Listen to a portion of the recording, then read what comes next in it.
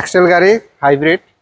তো এই গাড়ির কমন রোগ আমরা সবসময় বলে আসছি গিয়ার বক্স, এবিএস মডেল এবং ব্রেক বুস্টার, মোটর। আসসালামু আলাইকুম, আমি নিয়ন, স্পিড অটো কেয়ারের পক্ষ থেকে আপনাদের সকলকে স্বাগতম। এই গাড়িটা প্রথমে আমরা হচ্ছে ব্রেক বুস্টারের যে মোটরটা আছে সেই মোটরটা হচ্ছে রিপেয়ার করে দিছিলাম আজ থেকে 10 মাস 11 মাস আগে। তো আপনারা দেখতে পাচ্ছেন এই যে মোটরটা আমরা হচ্ছে খুললাম আবার যেহেতু এটাতে একই সিগন্যাল চলে আসছে, সেই 4টা 1 সিগন্যালটা, আর সেই সাথে হচ্ছে আপনার গাড়ির হচ্ছে ভিতরে একটা বিপ করে পি করে একটা শব্দ হইতেই থাকে। তো এই শব্দটা হইলে আমরা বুঝে নিই যে গাড়ির যে ব্রেক বুস্টার, এই ব্রেক বুস্টারটার যে এই যে মোটরটা আছে এই মোটরটা আসলে নষ্ট হয়ে গেছে, এই মোটর সেটটা। তো এই রিকন্ডিশন মোটরটা আমরা নিয়ে আসি, তো আমরা এটা সেটটা পুরোটা আপনাদেরকে দেখাচ্ছি। তো এটা আমরা আসলে আর রিপেয়ার কেন করতে পারতেছি না, কারণ আমরা যেহেতু এটা 10 মাস আগে রিপেয়ার করতে পারছি, কিন্তু এখন কেন রিপেয়ার করতে পারছে সেই জিনিসটা আপনাদের জেনে রাখা দরকার।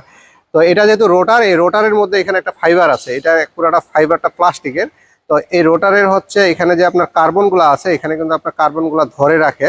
তো এই কার্বনগুলো যে ধরে রাখার যে ফাইবারের জায়গাটা আছে, সেই জায়গাটা এখানে দেখেন একেবারে পুড়ে গেছে। এই জায়গায় একটু ভালো করে লক্ষ্য করলে ক্যামেরা তো হয়তো বা বুঝাতে পারতেছি না, এই রোটারটা যদি এখানে পুড়ে যায় ফাইবারটা, তাহলে কিন্তু এটা রিপেয়ার করা সম্ভব হয় না। এই জন্য হচ্ছে এই রোটার যদি আমাদের কখনো পুড়ে যায় তাহলে কিন্তু আমরা রিপেয়ারের কোনো অপশন থাকে না।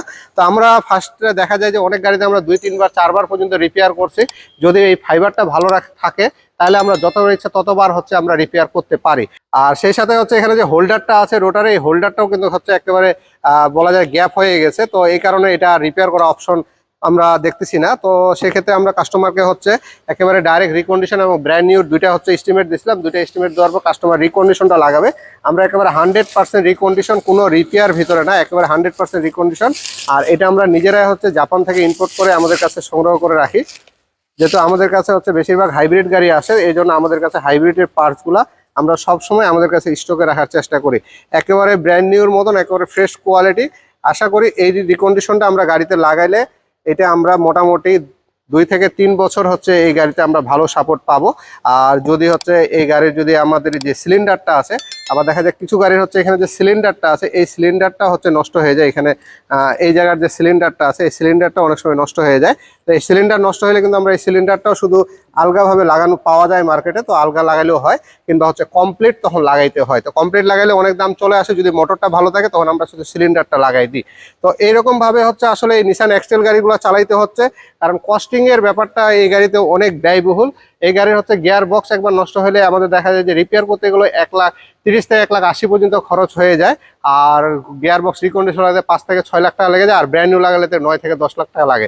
তো এই সব মিলে হচ্ছে এই গাড়িগুলো আসলে একটু ব্যয়বহুল, কিন্তু রিল্যাক্সের ব্যাপারে গেলে কিংবা চালানোর বিষয়ে খুব আরামদায়ক, এই জন্য আমরা সবাই চালাচ্ছি। তো নিসান এক্সেল যারা ইউজ করতেছি অবশ্যই আমাদেরকে চিন্তা ভাবনা করে গাড়িটা চালাইতে হবে যে এই গাড়ির হচ্ছে কিছু মেজর প্রবলেম আছে, এই মেজর প্রবলেমগুলোকে নিয়েই মাথায় রেখে হচ্ছে আমাদেরকে চালাইতে হবে। তো এই মেজর প্রবলেমগুলো থেকে আমরা কিভাবে হচ্ছে সতর্ক থাকবো এই বিষয়গুলো মোটামুটি আমরা একটু জেনে রাখা দরকার। গিয়ার অয়েলের যে ইস্যুটা আছে, গিয়ার অয়েলের ইস্যুটা অবশ্যই আমাদেরকে মাথায় রাখতে হবে। আমরা সবসময় বলে থাকি যে প্রতি বছর হচ্ছে আমাদেরকে গিয়ার অয়েলটা চেঞ্জ করতে হবে। যদি আমরা প্রতি বছর গিয়ার অয়েলটা চেঞ্জ করি তাহলে আমাদের গিয়ার বক্সটা হয়তোবা যে পরিমাণ নষ্ট হওয়ার কথা ছিল সে পরিমাণ নষ্ট হবে না, তুলনামূলকভাবে হচ্ছে কম নষ্ট হবে।